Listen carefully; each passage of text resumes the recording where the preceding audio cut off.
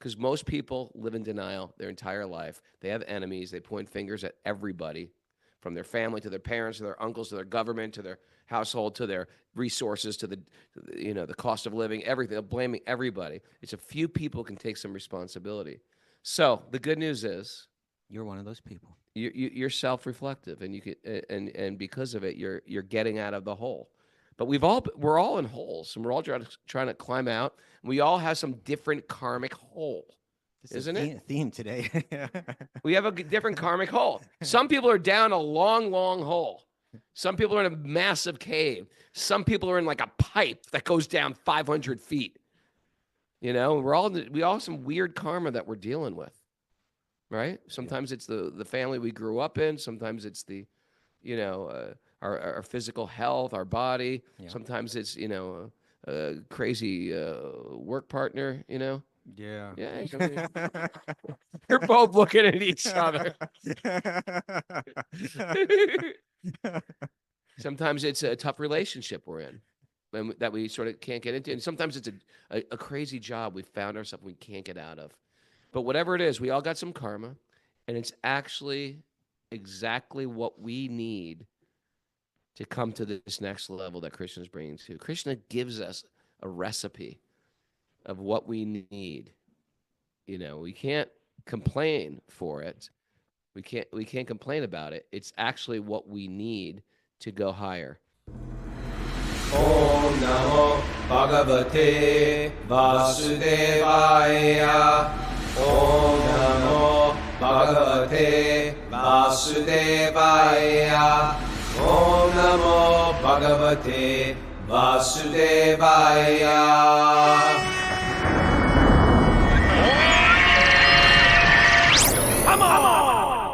Farm, this is Wisdom of the Sages, a daily yoga podcast, a daily spiritual podcast with your host, Raghunath, and co-host and senior educator at the Bhakti Center in New York City, Kaustubha Das. It's Sunday, May 25th, 2025, Memorial Day weekend. This is episode 1610. Welcome to the show, and welcome to the Wisdom of the Sages retreat here at Super Soul Farm. What a day yesterday was, and what a night. We had a really wonderful kirtan, incredible Bharatanatyam dancing by Kumari, and then she broke into singing. That was incredible. Everyone was really, a lot of the people here are not super familiar with Bharatanatyam, right? It was so nice to see. We were caught up in her mudras, her hand mudras, her eye mudras, and she was enacting out this, famous song by Narottam Das Thakur, and it had a lot to do with offering obeisances and Radha and Krishna dancing together and touching the lotus feet of the Guru. It was beautiful, and we were all sitting there just charmed, and you could feel her devotion. With me, my emotion was, I want to learn how to do Bharatanatyam. I want to learn how to manifest devotion with my body, with my eyes. And so next time I see you, I can just be like, hey, Kaustubha. It could get a little weird, but go for it. Discourage you in any way. We're gonna Chennai school with some bells. I want to do it. I want to do a drama today with Bunky, and maybe Mara could be. Mara's a pretty good actor. Yeah, maybe today we'll do a drama. Okay. Get Patrick. That's a good idea. And anyway, and Kaustubha gave a Bhagavad Gita class. I gave a Shikshastakam, or Teachings of Lord Chaitanya class. It was less. Mine was less a class, and it was kind of just we just were taking questions, going all over the place. What are you doing today? I think the same thing. We'll just see how it goes. We're kind of winging it, but it's just an opportunity to talk. Yeah, to talk. And then Mike Stone has been doing some really appreciated Bhakti recovery, wonderful stuff, and people are really loving it, and I'm grateful for that. And he's going to do another one today. All right. And great prashad, and looking forward to it. And you know what? The weather hasn't been ideal, and everybody's completely... It's not even close. It's not close to ideal for Memorial Day weekend. Yeah, but we're doing fine. But yeah, thank you, Braja. Braja's like, it's okay. And that's the mood. And that's the mood. People just have good attitudes. And let's face it, both in the material world and the spiritual world, a good attitude goes a long way, doesn't it? It does. It does. Come on. Hey, Kaustubha. All right. Okay, Miss Mara, some announcements, please. Yeah. How are you doing? I'm well, thanks. Yeah. Yeah. Little allergy issues yesterday. Yeah, I'm feeling better this morning though. Good. Yeah. Tomorrow before going back to the 10th canto. 7 a.m. And then Tuesday That's going to screw up our yoga class. we'll change the schedule tomorrow. Sorry. Maybe we should do it at 8 a.m. Show? Yeah. Can we do it at Okay. 8 a.m., guys? Is that okay? Zoom, thumbs All up. right. Monday the show will be at 8 a.m. Yeah. Eastern time, and then Tuesday we'll take the day off. Teak. Okay, thank you, Mary G. Thank you. Okay, Roguji. I want to give a big shout out to our regular Zoomers, Thorsten and Vanessa, Oh yeah. who are taking care of my daughter. My daughter's got the measles in Switzerland, and she's sad, and we love her. So our prayers go out to my daughter, and my prayers go out to Thorsten and Vanessa for being such nice devotee caregivers, and baby Davy.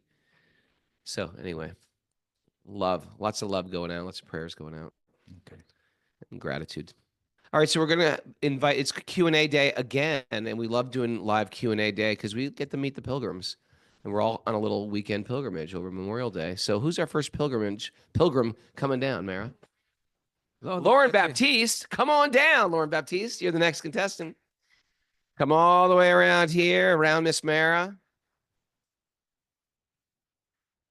And Actually, Lauren was a big part of last night's thing. Well, no, that's why she said come around. But anyway, you did great. So yeah, Lauren, we had a little ceremony You for can sit down if you want. Lauren's Yeah. baby in the womb. Yeah, she's got a baby in the womb. Sprayed her with some Ganga water, offered some prayers, told a little bit of story about how Prahlad was purified in the womb by hearing. Like we say, mothers, watch what you eat when you're pregnant because it affects the baby. Also, the sounds that we hear affect us, even in the womb. Yeah. And so we all sang to the baby yesterday. It was nice, wasn't it? How's the baby doing after the kirtan? Great. We slept great. Yeah. Good. So Was the wonderful. baby dancing in the kirtan? That's the question. It was sweet. We were getting little kicks. Little kicks. Little Oh. kicks. Her dances. Maybe it's like shuffle foot. Like, ever see this guy's just like go really fast with his feet? Baby wasn't doing that. Doing more like the moonwalk. Moonwalking backwards. Little miming, perhaps. Thank you for blessing. Thank you for blessing my baby. Your baby's already blessed because you're the mother. Oh. Okay, question. Question. Okay. 6 pillars of Bhakti is something that Raghu's talked about, and we've talked about it on the show a lot. It's kind of Raghunath's. It's It's a kind my of s- a, your it's- loose translation, very loose translation, maybe, but of the Shikshashtakam. Shikshashtika, yeah, Yeah. and some values for bhakti, for Yeah. practicing bhakti. You often share them before our retreats and stuff, so that we all kind of get on the right Sort of, mindset. yeah, like a little contract. Like, this is how we're going to work this. Okay.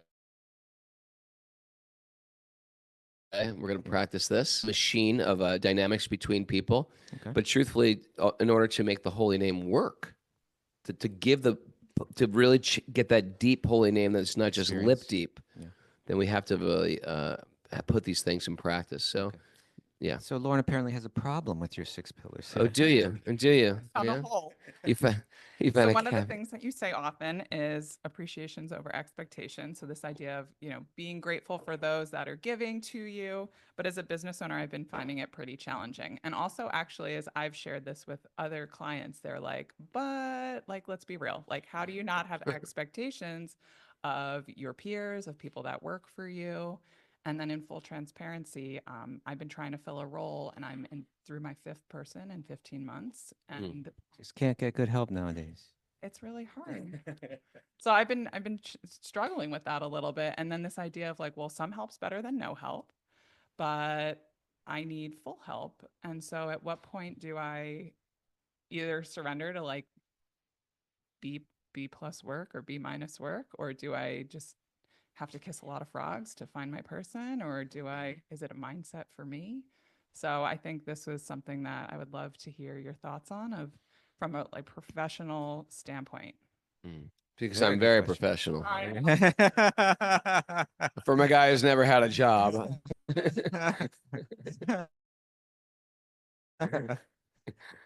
That's good. You want to share anything? Sure. It's a great question. And you know, like with all of the wisdom and the formulas that are out there in the world, we always need to figure out how they apply in different circumstances. And I think in this, The audible.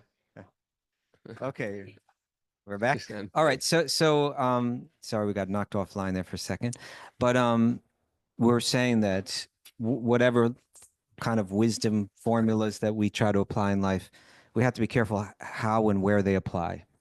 And so I think this is a question like that. And when Raghunath's encouraging us to focus on appreciation rather than expectation, I think that's like that's in our relationship with what like people might call like the universe, or like as Bhakti yogis we would say like the universe under the direction of Krishna.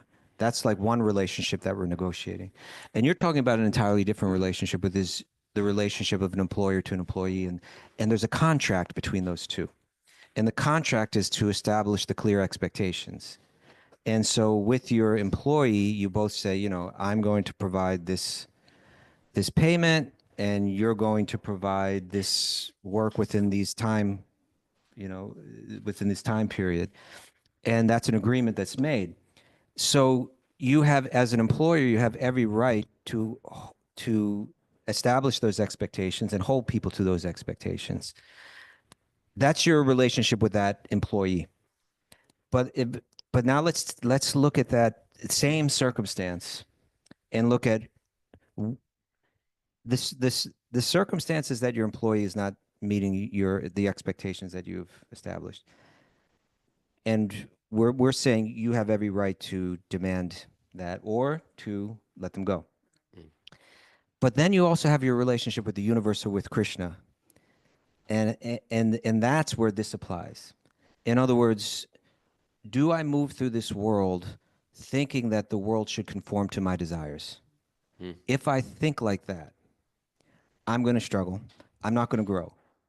And I'm going to be constantly frustrated. And I won't be able to have a peaceful mind of a yogi and focus it on God. So with your employee, you're saying, we made an agreement. You didn't follow it. I'm going to let you go. Now, if you're angry, screaming at the employee, frustrated all day, complaining about it to everyone that you know, and you live in that loop, now is where you apply what Raghunath is saying. You know, don't expect that it's going to be easy to find good employees in this world. It may be hard to find good employees in this world.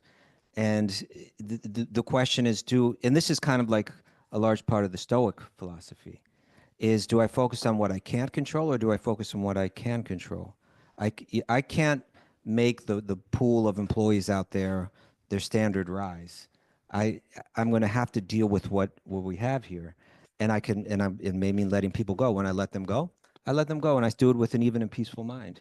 And I don't blame God or blame the world or constantly complain. I deal with that. Does that help? Let me try to be more, just clarify. I this like for myself. where you're going with this. You're doing it better than I could answer this.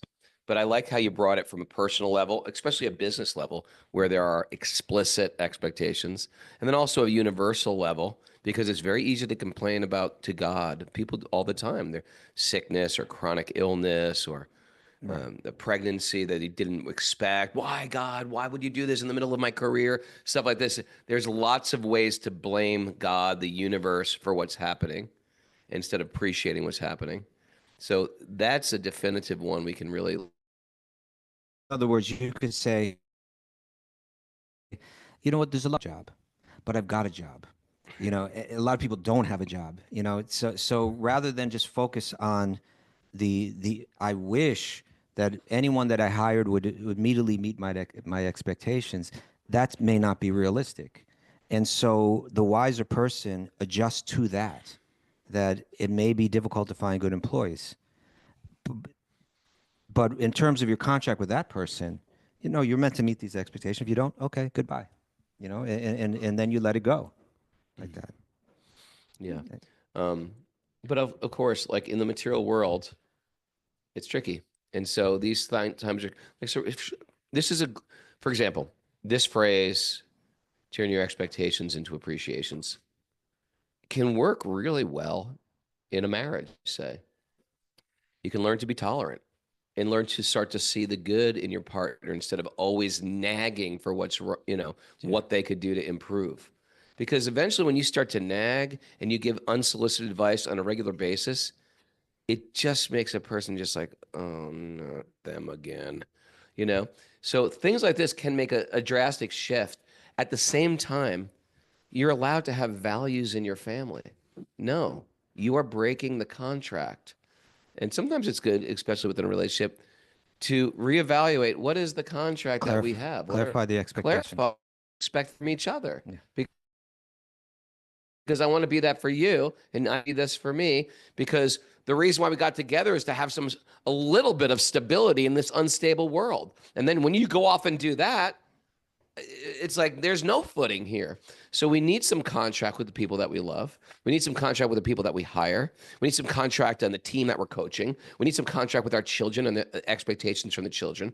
But after that contract's done, sometimes it has to be tweaked and upgraded in the 2.0 of the contract. After that contract is done, then we expect it to live up to those expectations. And then we learn to lean into appreciation for what they are doing. And sometimes by seeing that good in people, they come out of their hole and they do rise up higher instead of seeing what they're doing wrong. They come out of their hole and they rise up to your level. They're down there in their hole. They're down there and then they come up to where I am. To the light. To this. Welcome to my cloud. You lowly animal. You weasel. Help you. Does that make any sense? Further follow-up question? Or? I think that's helpful. I mean, of course, as I've gone through this process, it's an understanding of like, what can I learn in this too? And so even what I'm hearing, kind of taking what you've said, and then also with like, I in the journey, even if I'm struggling with, let's say, number 5 before number 6, or if I just, maybe I can appreciate this person more and see what changes in them and inspire them to rise up instead of making them feel bad that they're not where they need to be. Out of the dark, lowly hole. Well, it's like this time, place, and circumstance that we need to say, generally we say, hey, let's be truthful. But if we're standing there and some guy is running for his life, these guys are trying to kill me, and where can I hide? And you say, under that basket right there. So he gets under the basket, and these guys running through with knives, and he's like, where's that guy? You see a guy running through here? And he's like, well, I must be truthful. He's hiding under the basket. There's a time, place, and circumstance when to exercise these principles, theorems, whatever we call them. Theorems, postulates, Sounds good. postulates. Thank you. Thank you. Can I just say one thing? Yes. The two of you are so amazing. Thank you for being an anchor of my Bhakti and COVID and beyond.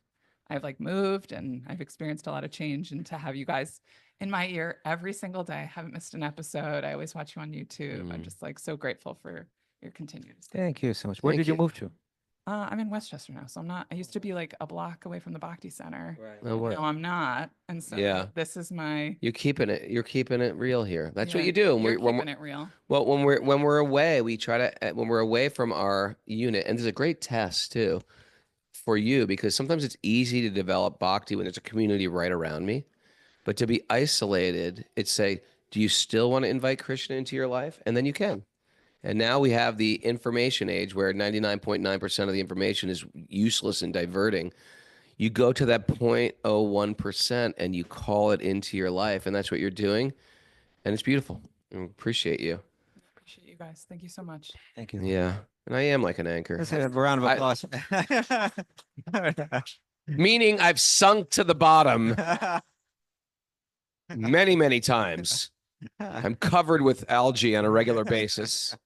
Barnacles. Barnacles, thank you for adding to my analogy. Hard like a stone. Okay, Miss Mara, what's next on our Let's get Cabrera-G up here. Cabrera-G, come on down. Woo! Haribo. Cabrera-G today is modeling our new Wisdom of the Sages beanie. Available at wisdomofthesages.com. Hello, Stacy. Hello, Stacy. Hello. I love hello, having the everybody. person way back there because it looks like they're little tiny people. It looks like they're little tiny elves. Look how tiny your head is. It's like a little ball. Okay. Do you have a question today? I do.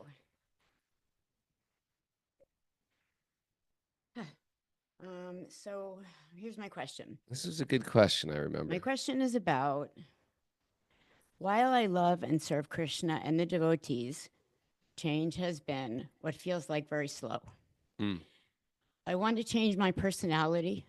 Yeah. I don't want to be seen as the problem child. I want to be seen as someone who can serve and be counted on. Mm. I have been a part of our community for over 15 years. Will I ever feel good enough? What is it that I need to do that my teachers will trust me and think they can count on me to do something of importance? Raghunath speaks of the idea that he's known as the spiller. And That's a story. We'll just give a little backstory. I went into the kitchen. My Italian family got together on Christmas, and I'm pouring my little kids at the time some orange juice. And my mother said, "Don't spill that. You're the spiller." And I was like, "What?" And then my brother chimed in, "Yeah, you are the spiller." And I was like, I'm not the spiller. I don't spill anymore. Just own it. Yeah, it's like sometimes you get condemned to be something you were like 40 years ago, and they just hold you to that forever. Hold it 1 second. Mara? Remember that time Raghu cut his nose? That was because he was trying not to spill his cup of coffee all over his mom's white carpet. Okay, so just see how hard he's trying. Not They're to be condemning me. No. That was praising you.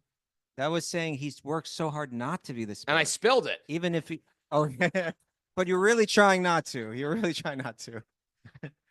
Yeah, I tried not to my whole life. I don't think people try to spill. Okay. Okay. Back to this very sensitive question. Okay, so she's saying, like, am I being condemned? What will I like this? Like, what will it take me? so what I said at the end is, I guess what I'm saying is how I feel is, can I change that visual? I don't want to, I want people, I don't want to be seen that way Sure. 15 years after I've like been working really hard. And I'm not saying like, oh, I'm so great. I'm just saying I've put a lot of work into trying to be a better person Sure. and serve my gurus and serve you guys, people who have shown me mercy and love and humbly have allowed me to take shelter and taught me so many things. And I want to not be that person. I want to be able to, yeah. Sure. That's a beautiful question, isn't it? Very vulnerable and beautiful question. Yes. You want to start? I want to start and first say, Stacey, I have known you for a while, and you have changed. I've watched you change, and it's beautiful to witness people go through their thing and change.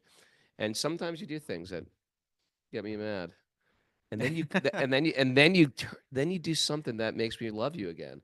Like you know why I love You love, not again, you love her all along. But yeah, you I've loved her all along. And then she'll Yeah. do something, and I'll be like, "This is why." And I said this 2 days ago to Mara. I go, "This is why I love Kabrerji, because you're very, very self-reflective, and if you do something that you feel like, and you catch yourself, yeah, why did I say that? Why did I do that? Why did I do that? You very quickly catch yourself, and with all vulnerability, you share, I can't believe I did that. Please forgive. And that's okay. It's okay to screw up things. It's okay to spill. We are works in progress. That's why we're here. If I thought I was a perfected being, I wouldn't be coming to a yoga retreat. I'll be like, I'm already up there. You guys are a wreck, you know? And so you can become more dependable by being more dependable. I mean, it's that simple. If you want people to depend on you, be dependable. Show up when you say you're going to show up. Do what you say you're going to do. Mean what you say and say what you mean. You know what I mean? The fact that you self-reflective in a deep way is very powerful, right? And between you and me, it's sort of like Remember the first day on the stairs? I caught you. And I pointed out to what you did, and you just owned it, immediately owned it. Some people cannot do that. Some people, if you call them out on something they're doing wrong, and just because we've worked together for so long, if you call them out on something they're doing wrong, they'll deflect it and they'll blame.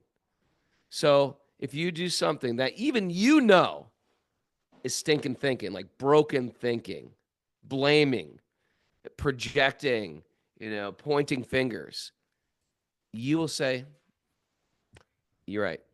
You're right. And that's powerful because most people live in denial their entire life. They have enemies. They point fingers at everybody, from their family to their parents, to their uncles, to their government, to their household, to their resources, to the cost of living, everything. They're blaming everybody. It's a few people who can take some responsibility. So the good news is You're one of those people. you're self-reflective, and you can, and because of it, you're getting out of the hole. But we're all in holes, and we're all trying to climb out. We all have some different karmic hole, isn't it? Theme today. We have a different karmic hole. Some people are down a long, long hole. Some people are in a massive cave. Some people are in like a pipe that goes down 500 feet. We all have some weird karma that we're dealing with, right? Sometimes it's the family we grew up in. Sometimes it's the, our physical health, our body. Yeah. Sometimes it's, a crazy work partner, Yeah. Yeah. You're both looking at each other. Sometimes it's a tough relationship we're in that we sort of can't get into. And sometimes it's a crazy job we found ourselves we can't get out of. But whatever it is, we all got some karma, and it's actually exactly what we need to come to this next level that Krishna's bringing to. Krishna gives us a recipe of what we need.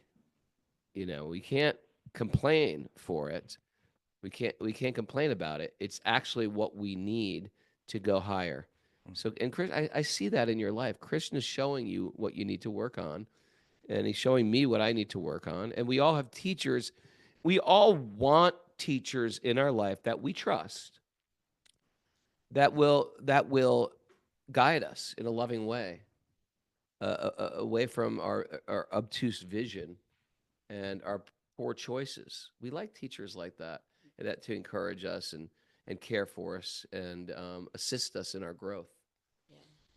And ones that will be, that's like one thing I can always rely on is that you'll tell me if I'm doing something or thinking something, because I know you know me so well, like you could even just see it in my face. I can see it in your face, Yeah. Stacey. And Sometimes I'll say, and with Stacey, because she's so damn vulnerable and honest, I can, and sometimes you act so off the wall. Sometimes I can tell you, Stacey, cut your crap. yeah, no, it's true. I mean, But it's almost like, but you respond that way. I wouldn't say that to everybody, but you and me have a close relationship like that, and you're like, yeah, okay, like I can see what's going on here. yeah, I have a newfound relationship though with Kaustubha ji here. Yeah. Yeah. Oh yeah. Tell me. Tell me. Do tell. No, I mean, like with Kaustubha, I wasn't as close because you and I are very much alike, and so like we would talk about often when we go see Raghunath Swami, we want to go see him, and when I go to him, a lot of people will say, I don't know what to say, and you just look, and then you've even said it, and you put like your foot in your mouth because you're like so, like wow, he's so pious. And for me, Kaustubha has been someone who I feel has been hard So for me. Kaustubha is like Raghunath Swami, and I'm the guy putting the foot in the mouth. Is that where we're going with this little story? No, actually, you're like, honestly, I feel like you're like a big brother. Like you I'll are, take that. but in a loving way. Like you tell me in a way that, like it's love. It comes from love. And that's the only reason that I can take it the way I do and be able to apologize and be able to have that self-reflection. Okay. Because I know where you're coming from. Okay. Okay. All right. So back to He Kaustubha. can work with that. Back to Stuba's greatness. No, it's just with Kaustubha, I found it hard to share my honest heart. and because I looked up to him in a different way, and I Looked up have and you been- don't any longer? no, I still do. Okay. It's just that this weekend actually we had like just a 5-minute conversation, Okay. and it was just I thought it was just so beautiful, and I felt Yeah. really grateful. What did you talk about? We talked about You're gonna find something in here. He's- I just was telling him how I felt like it was hard for me to share because like I want to say something really smart. I want to say a scripture. I want to quote Right. something from the Bhagavad Sure. Gita, Sure. and I don't have that yet. Okay. So when and so I honestly, I'm going to be honest, I felt like he didn't care for me the way that you do. And so I talked to him, and that's actually not the case. Okay, let me jump in here. This Thank you. and Explain what happened, Kaustubha. That's like Jerry Springer over here. So what did happen?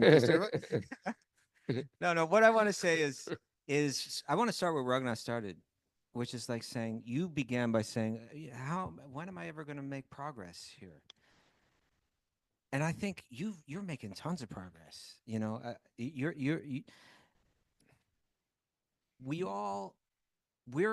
Our philosophy is that we are these pure sparks of spiritual energy that are incapable that are beyond invulnerable to any kind of damage eternally. Bhagavad Gita opens up right there, right? You can't break it, you can't cut it, you can't burn it. The soul is eternal, changeless.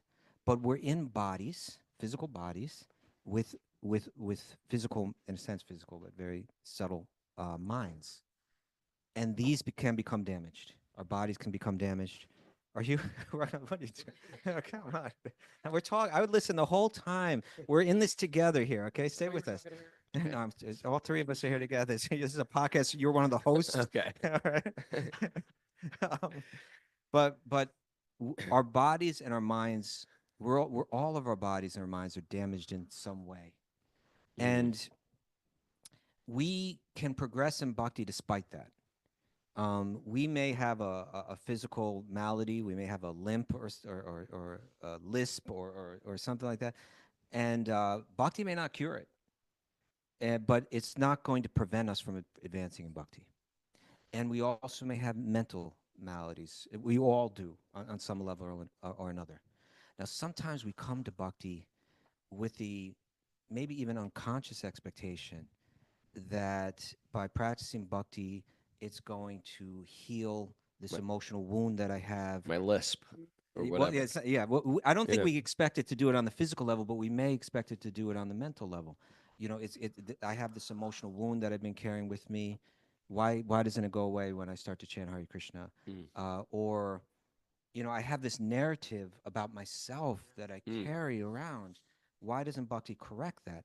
And so you're here in a very sweethearted and vulnerable way saying, when am I going to be recognized as being worthy? And when am I going to be recognized as being valuable? And what my message to you is that you are recognized as being worthy and you are recognized as being valuable, but you don't feel it in your own mind. And this practice may not go directly to adjusting that. That's something that it might be dealt with better, like in a mental therapeutic environment, Or bhakti recovery, or or something. Yeah, it's something that's more focused on that specifically. What you shared about me a moment ago. It kind of puts me right there with you. In other words, I found that a lot of times people find me intimidating. And honestly, when I hear it, I'm like, what me? What? Like I don't perceive myself the way that sometimes other people perceive me. I think because you're mean sometimes. Not Not all the time, just sometimes. and so just like it's hard for us to understand how we're being perceived. There are people with like anorexia, and they're thinking like people are perceiving me as being overweight, and everybody's like, "What are you talking about?" Just because their mind is in some kind of loop. So when we come to, this is real important now. When we come to bhakti, and maybe this is a little paradoxical in the context of the question that you're bringing up. But the way that we come to bhakti is that we're trying to distill everything but love from our mind and from our heart. And so that means when we come to bhakti, it's not, the idea isn't like, I'm coming within this community, which I feel is a beautiful community. And then within that, here's the desire that I want fulfilled. I want to be recognized in a particular way. Now, that's a very human desire. It's very understandable and something that practically every human being has in them. But and let me say this: the fact that taking yourself, for example, the fact that you're working out that desire, that very human desire, within the context of a bhakti community, to me indicates that over the course of many lifetimes, you've evolved tremendously, right? That this is the community that you've found. But when we really want to understand what this practice is all about, it means I don't come to be recognized in any way. That's not why I'm here. I'm coming to learn to serve with love entirely. And so regarding your question, I suppose I'm saying a few things. One is that what you're hankering for is there, but you're not recognizing it. It's not like everybody's sitting here thinking you're unworthy, but a lot of people struggle. I think especially in our modern world, especially perhaps women struggle with those kind of feelings of unworthiness, maybe more than men, I'm not sure. But you are valued here. You are seen as worthy.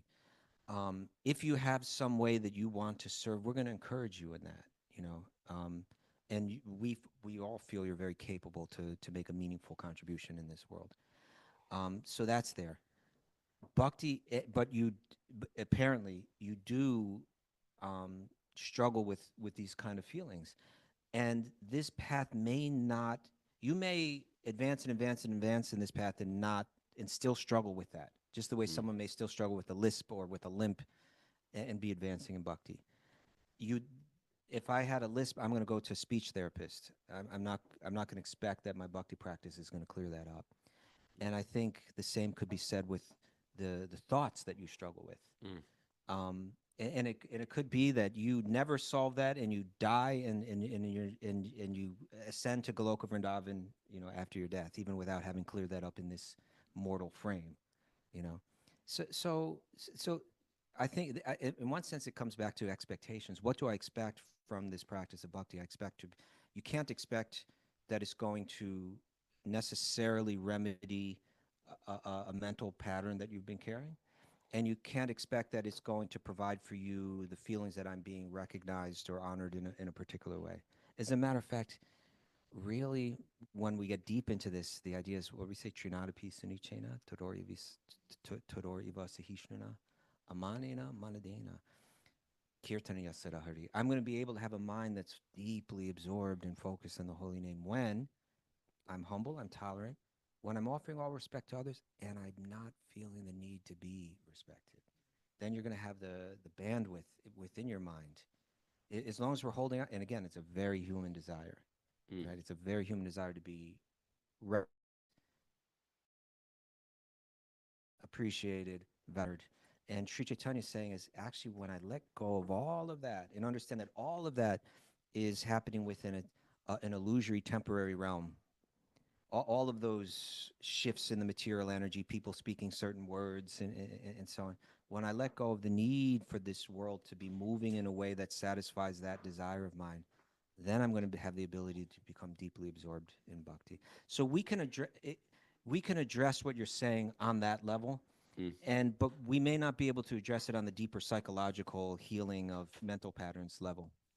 And I know that. I mean, like, I have a therapist, so I know that what you're talking about, that is not something. I will say that it's definitely, it's helping me, bhakti is helping me in a much bigger way, and allowing me to really work with my therapist in a way that's having me move further in that emotional cycle, like you were saying, that circle that goes and keeps going. So, I mean, and allowing me to like even walk up to you yesterday and really open my heart to you, whatever the consequence, and it was actually a beautiful consequence. And you know, I think just because of this kind of narrative that to some degree you struggle with, the conversation that we had yesterday, I don't think it's not exactly that we've never had conversations like that before, but it's going to take, you're going to have to be reminded from time to time, you know, as those feelings come up, and that's fine. But and I suppose in one sense, all I'm trying to say is, try when these feelings rise, try to remind yourself. Try again. I can't speak as a therapist, but I can speak as a yogi. In those times, try to let that feeling trigger a response within you where you say, "Oh, that feeling again. This is when I need to step back, distance myself from my mind, and observe my mind as a witness, saying, look at it go through that pattern again." And just like when it comes up again, when it comes up again, which I know it will, I'm just going to come back to that, us sitting right here at this desk and going like, no, that is not true. And so stop trying to tell me that's true. Exactly. That's how we begin to reprogram that mind, that the synapses within the brain even, you know, start to rearrange, and we begin to, hopefully that response becomes quicker and quicker and quicker. And then when you feel, you just immediately kick it away. As Raghunath, you said it. Like, it's like when sometimes things happen, like I messaged him something, and before he could even read it, I deleted it. And he goes, "Oh, I love that you wrote me, and then you deleted it before I could even read it." You know, I get a like- lot of these. I get like long messages, and I was like, I don't have time to read this. And all of a sudden, I go back to read them, and they're like all deleted. Yeah. So I'm catching myself, and I think Raghunath can speak to the fact that it's like much quicker. And Bhakti, honestly, is a huge part of what's helped me. I mean, but obviously it's like you said, it's something like a therapy, which is a whole different ball game. But I feel much better in my own shoes, I'd say. I'm happy to hear And that. I'm very glad for that, you know, that delete feature on WhatsApp, because sometimes I speak too quick, too fast. And I was like, I'm going to take that back. Emails don't I'm work gonna- that way, right? I don't know. I don't think so. You got to like, Contr- Everyone's like, oh. thank God for that. Whatever. Undo, Control Z, undo. There's so many times in my life that I'd like to Control Z it back. No, I agree. And so I feel really blessed because I have family, and I consider all of you here my family, and I have teachers that will always be honest and come from a place of love, so that if something is going on and I talk to them, then they'll tell me, and I can actually hear it because I know that you're coming from a place of love. We are from a place of love. Thank you. Thank And I got to talk to you from a place of I love. don't want to hear it. From a place of love. From a place of love. Thanks, Prabhu. Thank you, Stacey Cabrera. Let's have a Haribo. There's some things that you can't see. Are you going to be mean like- right now? No, no. I think I'm you trying to are. help you out of love. The dentist is not trying to cause pain. He's trying to cause healing and health. Yeah, but there is that evil dentist. In Yeah, there is, but I'm not that evil. I want you to get You're better. not- Are you I sure? want you to get- I want you to get better. I want you to Okay. get better. Thanks. Okay, we got time for one more, I think. Mara. Aaron Ayers. Aaron Erskine, all the way from the from- UK. Come on down. From Heathrow to JFK. How are you, my friend? Very well, thank you. How are you both doing? Doing good. Good, man. Good. So what's your story, Aaron? How did you get into Wisdom Sages? You can sit down if you want. Okay. I don't want to Yeah. break it. We like you That's not way good we like you way back there so your head turns tiny. I look like Sharky compared to the two Fonzies. That's how I think of you two. You two are cool, and I'm like the little whippersnapper looking up to you. Chachi's sort of cool. Chachi is a cool guy. I think you're talking about Potsy. Potsy. Oh, Potsy. not Posse. Get not your- Posse, not Ricky Cunningham. But, how did I find you? So Were you a hardcore guy? Well, I read the yeah, kind of. I read the Gita, and then after I finished, I was like, "What now?" And obviously, I did what anyone would do, which is I started doom scrolling. Okay. And I came across a an interview with Walter, and he was like, and I followed Walter through like Quicksand. all And these other Walter stuff. is the bass player for Youth of Today, an Yeah. old teenage friend of Your mine, bands, yeah. and still friends. He went to the GEV with Yeah. us Cool guy. for a month. And I was like, and he mentioned you. I was like, what? How do I not know this? And I grew up in obviously the 80s, so I was aware of the Hare Krishna movement and whatnot. Wait a second, Walter mentioned our podcast. Yeah. Oh, And I was that's like, well, how do I not know this? So, and then it went from there. So not Joe Rogan or Rich Roll, but from Walter. Interesting. Yeah. So that's So pretty Walter from Gorilla Biscuits and Youth of Today was cool. Rival schools. in rival schools was doing a interview and said something about the podcast. Not That's too pretty many cool. people named Walter anymore nowadays. No, it's like a name from no Like one Walt names their Whitman kid. or- Yeah, Walter no one Cronkite names was their the kids. end. You know That was it. That was the end. Walter Streifels is the end of the Walter. Well, There- he revived. Names go in and out of fashion. Thank you. Like we're from the age of Peters and Johns. Right now it's like Sorrel, River, Fern. It's just like this is what you get nowadays. There was no ferns in my, junior high. That was like a beat me up name if you had that in my junior high. If your name was Fern, I would have changed it. Okay, on the I shouldn't. This is my fault. I gave him some fodder to work with. Okay, let's get to your question. Thank you. It fits in nicely with Lauren's question Very good. actually. So what I've come to understand, like Bhakti is an application. It's like what is Bhakti for me and Kaustubha Prabhu? You went through this yesterday in some degree in our class, and it is the practical application of Bhakti is through 9 types of devotional service, which is hearing, chanting, worshipping, being a servant, and so forth. Now, the Beatles wrote a song called 8 Days a Week, and there's only 24 hours in a day, and obviously we want to do these things with an open heart, and we try and do them. Certainly have a regular sadhana of chanting and reading, but sometimes it's just like, I've got a business to run. I've got kids to take to a field hockey club, which I didn't do today, and I'm in big doo-doo with my wife. And it's a case of saying, You are in another continent. I know, but but I should have told her before I went that it wasn't on. Expectations. So it's a case of saying, what are, like, I always make sure that I chant my prescribed amount of rounds each day, but there are other things which they do help sort of grow that sort of where we are. Mhm. And what should we be prioritizing, and what are some things we should be thinking, okay, so once a week thing we should be doing and whatnot. Hopefully that helps. That's the question. What should you be prioritizing? Yeah. And what things should Good. When you don't have a lot of time in your schedule. Sure. By the way, I never put 8 days a week I never thought of it like that. I just thought, in 8 days I got to do this. I thought it was like a linear thing. Well, the week part was mentioned. 8 days a week. Yeah, I guess you're right. That's why I'm like having a paradigm shift. It's not enough to Like- show I care, Raghunath. What's that? Another song? No, that's the same song. Oh. Obviously, you weren't paying too much attention with that To song. the Beatles, I wasn't. But you covered one of their songs.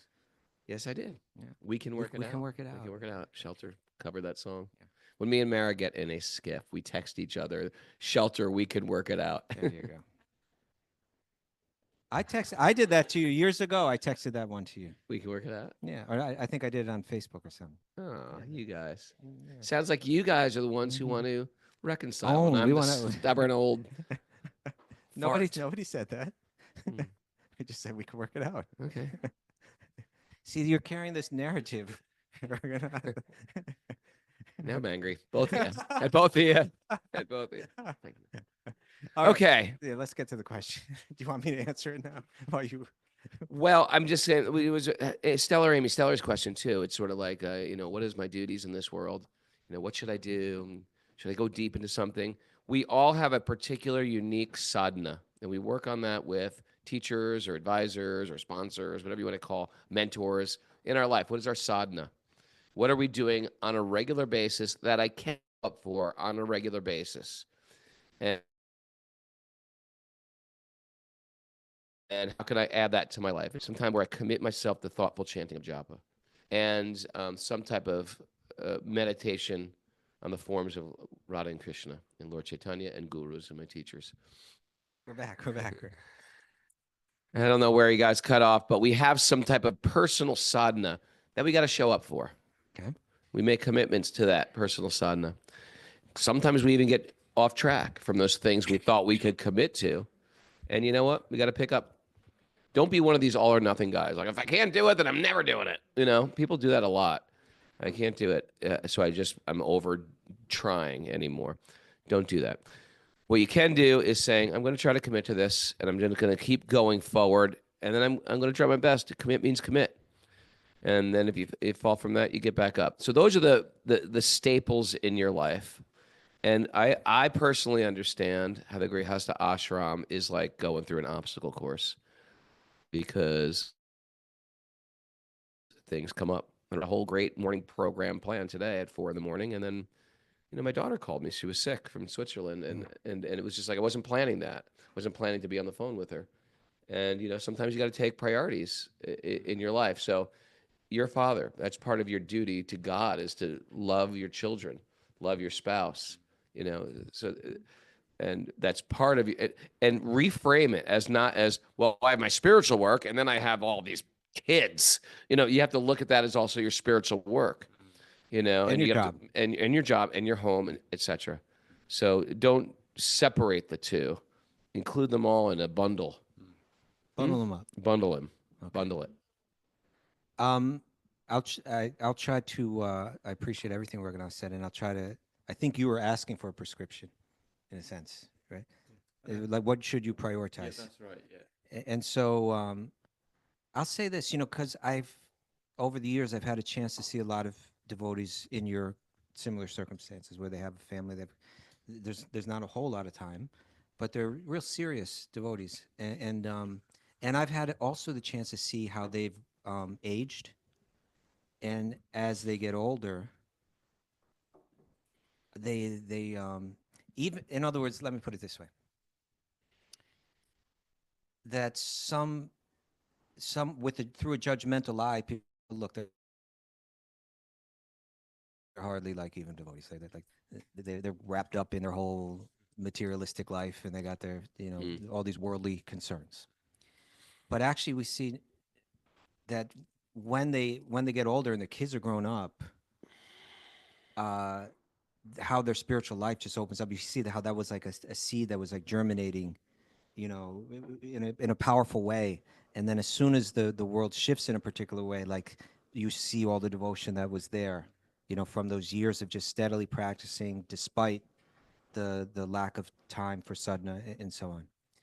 But and with those devotees that I've seen like that, what I see that they prioritize, and that seems to be very effective, maybe could limit down to a few things. And maybe the most obvious ones are you're already there. You have a prescribed number of rounds that you chant every day, and you increase it incrementally every now and then, right? And hearing Shastra, which you listen to the podcast every day, which is a unique way of hearing, but it is real, hearing Bhagavatam daily. And I would also recommend that you just do a little bit of your own study. I think you're also in sage groups, and you're also in other kind of study groups and so on. Yeah, I've got Martin from Vermont here. And, Martin from Vermont. You met Martin yeah, from Ganga Vermont. Manchi Prabhu. And He's an old friend of ours. So you have your ways of studying too, and even just on your alone, sometimes pick up that book, and even if you read one verse a day, one purport a day, if you do something like that, make that a steady thing. I think that's important. And then the third thing I'll say, something that you haven't done, and it's something that I would recommend that one way or another people try to make this a regular thing, is to go to the holy places in India with the guidance of people that can really help you there. It's really a game changer to live in an environment that for thousands of years has been invested with the deepest, all the focus of everybody there is on Krishna, on Sri Chaitanya, and quite frankly, our faith is that you're actually stepping into the spiritual world. That that the holy dhams, you know, essentially that Rupa Goswami taught us that there are 5 really potent, there are many practices of devotional service, but he prioritizes 5 of them as being particularly important. Mara, what are they? Mara knows. Nam, Dam, Bhagavatam, deities and devotees. Okay, Nam, Dam, that's the way you remember, right? The first 3, Nam, Dam, The holy name. chanting the holy names, visiting the holy places, hearing the Srimad Bhagavatam, and then you said deities, the worship of the deity, and which also actually I've also seen these same kind of devotees that if they have a little of that in their life, it can make a big difference, even if it's done very simply but steadily. And the association of the Vaishnavas, the devotees. So these need to be built into our life. But and I don't think you've been to India before, have you? No, I haven't. No. And your wife is Indian though too, right? Yeah. I wanted. So, Born in England. yeah, well, I'm Turkish and she's Indian, and, so it makes sense that I obviously became a Hare Krishna to show that I could do it as a way. But that's really great instruction. Appreciate that. Well, by your coming across an ocean and coming here, in one sense, it's the same principle. I wanted a retreat, a pilgrimage in a sense, but I also think doing that in India there's nothing like it. And if maybe you can fit that into your schedule yearly. I don't know, maybe every 2 years, maybe every 3 years, but you want to try to. I would recommend you try to schedule that in somehow. Yeah, no, I appreciate that, Prabhu's. Thank you so much. Aaron Erskine, we're happy here. And Got to meet you in person. Just one last thing. One last thing, very important thing. Well, you guys are always coming over to Europe, and I thought it was our duty from Europe to come over to see you. So hopefully more can follow and experience this incredible place that you've built. So I appreciate that. Thanks so much. Thanks, And spread the word there back in Hello. England. And Thank you. do Wisdom of the Sages retreat in England. I would love to do that. Let's do it. Thanks, everybody. Thanks, everybody listening on Zoom today. Thanks to all the live people. Harry Bo. There's going to give a big woo. There it is. There's everybody. Say Harry Bo, everybody. WisdomoftheSages.com, where you can check out what's going on next, which is our wisdom training in India. We're going to also do one of these retreats in the autumn time. If you want to find out what's going on at Super Soul Farm, go to raghunath.yoga/SSF. Find out our offerings this season. Tomorrow morning, you guys, 8 a.m. Nityananda Chandra, put that on the calendar. 8 a.m. tomorrow. That way we have a little morning program here. Thanks, everybody. It's a beautiful day for a beautiful day. Have a maha beautiful breakfast. Let the magic continue to flow. Haribo!